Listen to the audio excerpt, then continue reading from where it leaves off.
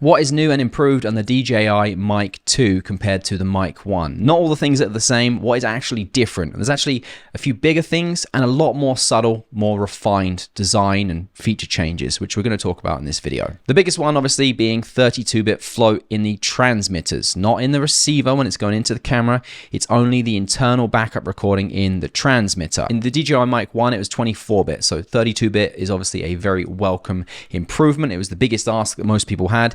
It basically means that you now really can't screw up your audio. If you peak it or if you set the levels too low, you can salvage it with the internal 32-bit float recording built into the transmitters. If you're using the internal recording on the transmitters in 32-bit float, it can only be a maximum of 23 minutes long, like one file, before it starts another one. So when you hit record, 23 minutes is the longest it'll be, and then it'll start another one. There's not going to be any interruption, so if your shoot is longer than 23 minutes, you're not going to have any issues there. You'll just have to put the two files together in post. That's just the way that the file structure is set up with the little hard drives that are built into these. Now, if you're not using 32-bit float, just regular 24-bit, you'll actually get 30-minute files. And in terms of internal recording, total time, 11 hours in 32-bit float, 14 hours in 24-bit. Now, to get the most battery life out of these units, like the on-spec time, it would actually be when you're not recording to the internal transmitters, purely just having it connected to your camera via a 3.5mm jack. Each one of these and the receiver, you're going to get 6 hours total out of all three. So if you're using two transmitters and a receiver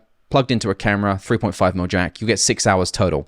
The unit then will charge this up to 2 times. So technically you're getting 6 plus 6 plus 6, so up to 18 hours, DJI says. Now the V1 was 15 hours total, so that's a 3-hour improvement, but remember that is with no internal backup recording. You're gonna get a lot less if you're using that. And if you're wondering why I have an A sticker on there, it's because I love these so much that I ended up buying 2 versions, so I have an A and a B on there, so I know which set's which. Right, let's get into the more nitty-gritty details of what is actually different design-wise with these. A lot of refinements which make these an overall better product in most ways. DJI has clearly listened to all of the complaints, the little niggling issues that people had, and they fixed them. So a big one that is immediately obvious, and you probably realize this if you use these a lot, the lights for when you're recording on the Mic 1 were actually right on the front, just here, you see? So if you're recording with a talent or someone and it's just on their front like this, you're going to see those lights. They stand out like a sore thumb. They've actually moved the light placement to the sides on the Mic 2 now.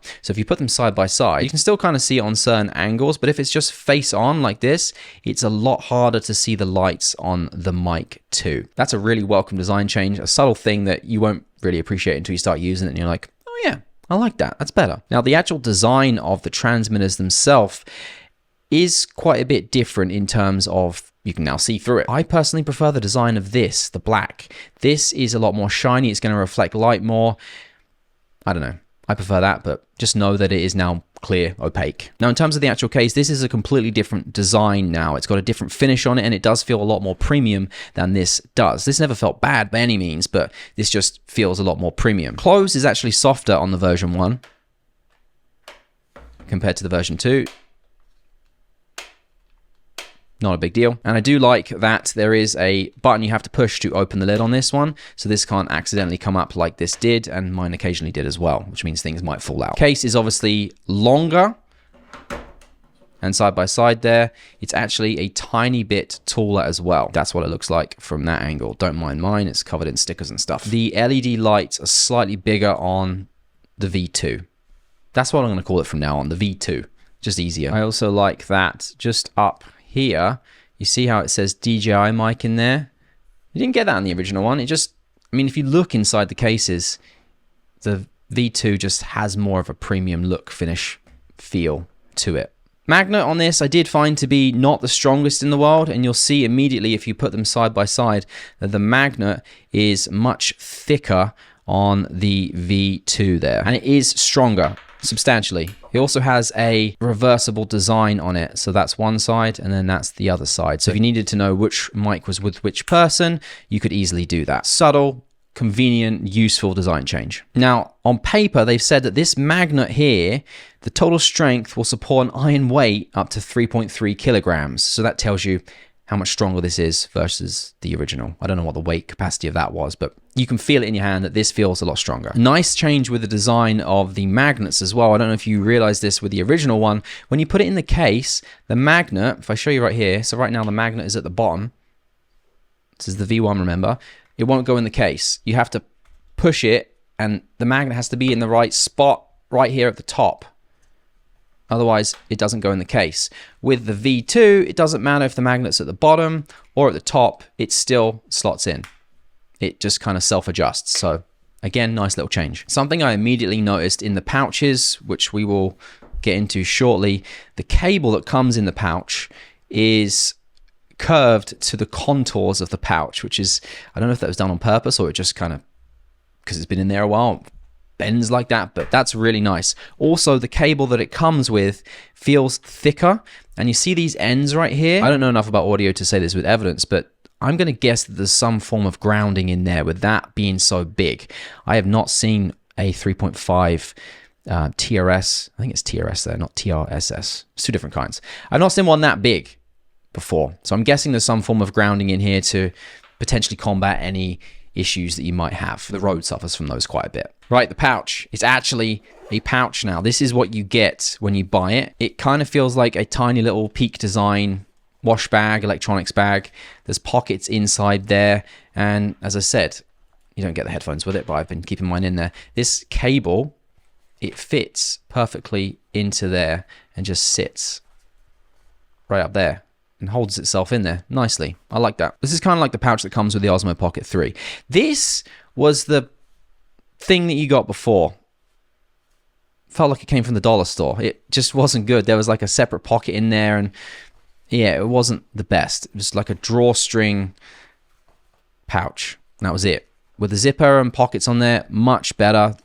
Dividers in there as well to add things. With that said, this takes up a lot more room in your bag. I had to pack with it the first time on a trip recently, and I had to physically think of somewhere to put this, like make space for it. Whereas this before I could just kind of throw in there, because obviously the whole system itself is bigger.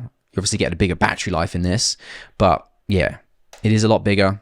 It's more of a conscious effort to have to pack this, the V2 compared to the V1. Big design change on the physical receiver there. This thing right here. It very much reminds me of, let me take it off here, the crown on my Apple Watch. Doesn't feel as nice when you turn it, but that's kind of what it's like. A little bit bigger than that. So yeah, with that little scroll wheel on there now, it essentially allows you to control the device by clicking, and now you can actually have tactile feedback because it clicks when you turn it, and you can physically click this dial as well. So if you hated having to use the swipe up touchscreen and swipe down touchscreen to control this, you will enjoy using this. Now, I will say that you can't just use this, because you still have to swipe down to a menu to get to where you want to be. And if you want to get back to your main screen, you can just tap the power button on the side there once and it'll take you back. But yeah, you can't just use this, but I mean, you can still swipe down and you can go in, click it, move around, click it, change things, get back to your main screen. So that little dial is really nice, to be honest with you. I quite like it. This is the click, by the way, of the dial. Tap. That's what it sounds like, in case you wondered. I never would say that I got annoyed with just using the touchscreen on here. It actually worked really well for the tiny little size that it was, and the size is bigger, which we'll talk about in a second. But yeah, I really like that. Screen, as you can see, is a little wider and a tiny little bit taller. It, to my eyes, appears to be clearer and a little bit brighter as well. I couldn't find any specs related to that, but just when you use it, you do kind of notice it. It's also a little bit wider than the V1 just there, longer. I don't know which comes first. What is it? Wide, length, height times width times, I don't know. What comes first? Is it just the biggest one? Is that what determines the width? But it is wider. And then on the side there, it's actually narrower. And if you want to look at it like that, it's a little bit chunkier. Just a tiny amount. Nothing huge. You really won't notice that in your fingers when you're holding it, but you will notice that it is wider. I also like the white on the black there. The silver. This is still a nice finish, but Yeah, this just feels a bit more premium. Another big design change is it has noise cancellation built in, and so you can see exactly what that sounds like and how it works when you're recording or not recording. You don't have to use the internal recording to take advantage of it. If you tap the power button on the side there, this green light will change to yellow. Now, I did actually use this in a very practical situation at CES. Reel I'll show you right here. So we have noise cancellation on the DJI Mic 2, which is off right now. Now you can turn it on in the middle of recording. You do so by pushing the power button once on the side. The light will flash yellow, and now the noise cancelling is turned on. So this is the noise cancelling on, and let's turn it off again. This is the noise cancelling now turned off. It actually works quite well for certain situations. It sounds a little bit muddy, but you can probably play about with that yourself in post if you wanted to. And the other nice thing is you don't just have to look at the light here to see if it's yellow or green to know if there's noise cancelling turned on or off. If you look at the receiver just here, you see the little yellow symbol that appears there. That shows you that it's on and off, and it almost instantly shows you on the screen there as well. So that's really nice. I also forgot to mention it does show you when 32-bit float is enabled on the receiver too. This is actually another subtle design change that they clearly took feedback from. On the physical receiver itself, the cold shoe plate has been redesigned and changed. Before, it was on this clip, and what would tend to happen is you would attach it to your camera's hot shoe, cold shoe, and if you go a little bit too far, it would pop off like that, because these pins here are for attaching your adapters for connecting via your phone, which you can still do, and I'll talk about that in a second, but you kind of had to slide this on, and it always just felt a little bit janky. Clicks in, and once it's in, it feels good, but that would very easily come off when you're attaching it to your camera. On the new one, it is separate from this part on the back here, which has a little tiny, it's going to be really hard to show you, a little tiny bump in there, which kind of holds it in place very nicely. Just clicks in. It's got a very satisfying click to it. Listen.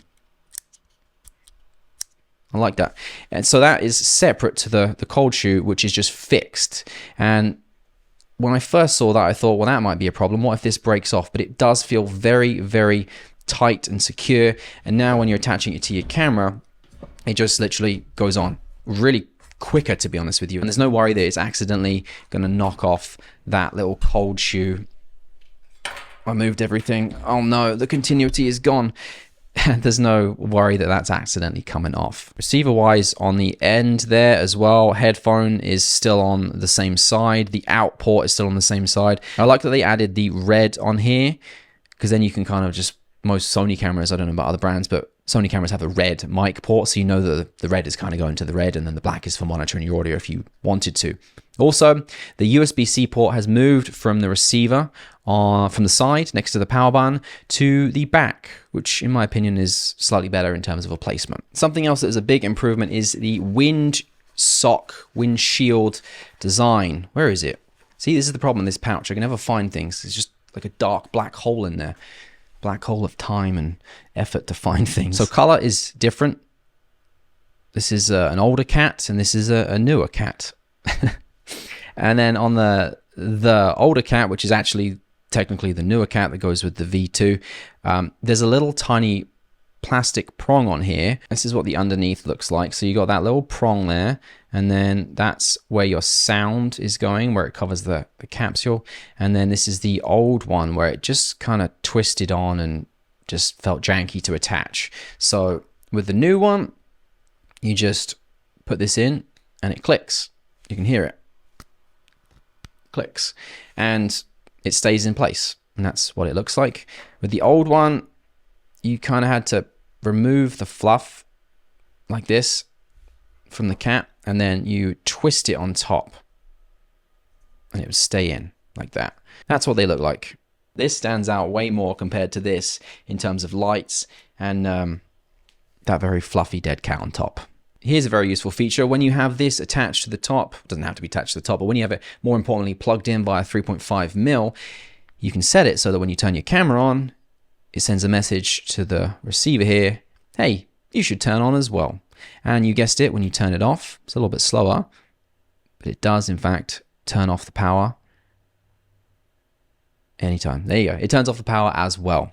And you can actually set that to be on and off yourself. Now to set that up, if you swipe down from the top, go to, this is really hard to do backwards, receiver settings, and oh yeah, this is a really interesting one too. We'll talk about that in a second. And you go across to this one just here, power on off camera.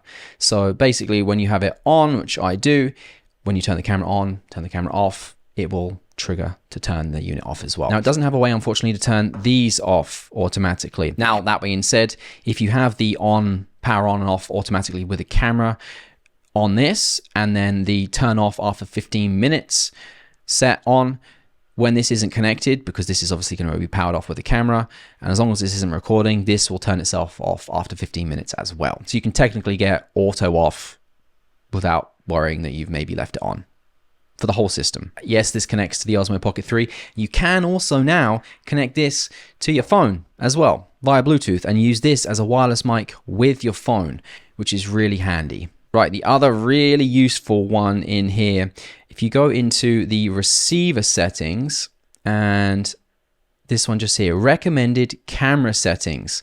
You see there it says Sony FX3s because it's what I set it to. You can tap on Sony there, and you've got Canon, you've got Nikon, you've got Panasonic, you've got Fuji. If you click on the model, you've got lots, like all of the ones in there that you could possibly want. And I'm sure they'll be able to update these in the future. This is what you have in terms of Canon. I'll scroll through this quickly and then you can just see if the one you want is in there. This is what you have in terms of Nikon, if we're from Europe, which I am, so I should call it Nikon. These are all of those. And what this essentially means is, we'll do Fuji Panasonic as I'm talking about the reasoning behind this. Each camera has its own gain levels with the built-in mics. So what DJI has done here is they've set presets for, or tested all the cameras for you, so that when you select the right camera, it's setting the right levels automatically for you just on the receiver. So it takes the guesswork out of having to figure that out yourself. And even though you have 32-bit float and built in, you don't have to worry about it. If you want to just use the audio straight into the camera, you can set this on the receiver and it takes all the guesswork out for you. It does it for you. So if you're new to this, you just want to pick this up and use it, you don't know how to do any of that other stuff, it's just easy, which is really nice. That took them time to do. They had to get every camera that's in there, figure out the best settings. They didn't have to do that. So that's a nice touch. Another nice design improvement on the receivers, you'll see it's kind of like the Sony emphasized recording box. It really shows you that you are recording with that red box. And if we set both, you can see what it looks like then. It splits the screen with both and you still have that red ring around the outside. It's just a lot more obvious at a quick glance what's recording and what's not. So if you tap one, you see how it stops recording. And then on the other ones, if you tap it, just that little dot disappears. So that's a nice design change. You'll also see that the actual capsule that you're recording into now is basically this whole top piece. If I get it really close there, yeah, you can see the grill. Is that what it's called? I don't know. The covering the mic. It's that whole top piece, whereas before it was just this tiny little piece just here, which may affect audio quality. Should we see? This is a audio test with both mics. We'll swap back and forth between the two. We're about 6 inches from my mouth. If you like this video, if it's something you're interested in, you like me, or maybe you don't like me and you've unsubscribed at this point, but if not, maybe try subscribing, because most people that watch these videos don't subscribe, and it does help. That's it really. Can you tell the difference between the two mics? Does one sound better than the other from 6 inches away? Now they actually changed the location of all the buttons on here as well. So if you go to the right side, you'll see that the power button has been replaced by a much more visually pleasing record button. So it looks like a record button. USB-C ports are still in the same location. Before, on the version 1, this one here, you see that the record button, I mean, I never really saw it as being an issue, but it was this big button here, and it was right next to the pairing button. It does make more sense for the pairing and the power button to be together, so that way you know on this side there's only one button, and if you're just doing it by feel, that's the button to record. Also, it's a red ring. Now with all that said, is there anything I'd like to see on a DJI Mic 3? Yes, I know we're already talking about that, but there are some things. I personally am a big fan of locking TRS. You might wonder what that is. I'll show you. This is something that actually Rode did put in their Wireless Pro. What it is On the lapel mic, if you have one plugged in, this is really only if you use lapel mics, for professional stuff too. When you put this in here, you'll see on the actual transmitter there is threads, so you can attach this and screw it in and it won't come out.